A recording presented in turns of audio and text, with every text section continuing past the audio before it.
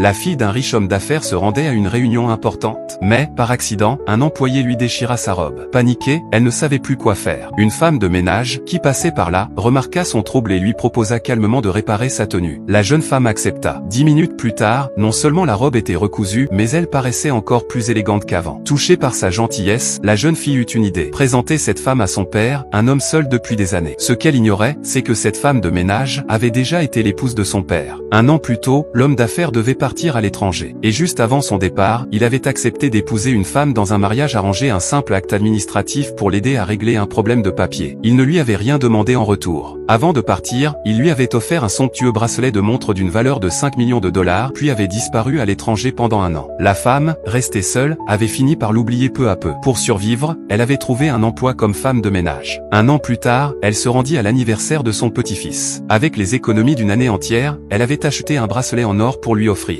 Mais au moment de le lui passer au poignet, sa belle-fille la repoussa violemment. « Ne touche pas mon fils. Les femmes de ménage sont pleines de microbes. » La vieille femme, les yeux pleins de larmes, murmura « Je voulais juste offrir un cadeau à mon petit-fils. » La belle-fille éclata de rire, et depuis quand une femme de ménage peut-elle offrir de l'or? Elle soupçonna la femme d'avoir volé le bijou et vida son sac au sol. Un bruit métallique retentit, le fameux bracelet-montre glissa du sac. La belle-fille s'en empara, furieuse. Mais le directeur de l'hôtel, en voyant la montre, resta figé. Il savait que seul le PDG de la compagnie possédait un tel modèle. Sans attendre, il appela le bureau principal. Et dès qu'il entendit la nouvelle, le directeur général, le mari disparu depuis un an, interrompit sa réunion et fonça vers l'hôtel.